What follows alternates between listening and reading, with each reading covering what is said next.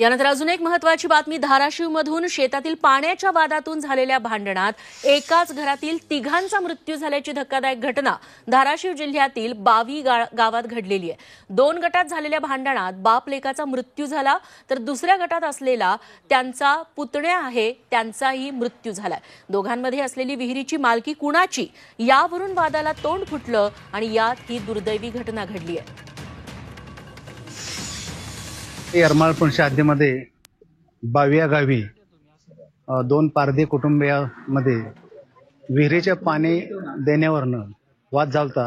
त्या वादामध्ये एका पार्टीकडले बापलेक 2 मयत झालेत आणि दुसऱ्या पार्टीकडे त्यांचा पुतण्या, सक्का पुतण्या तो मयत झालाय।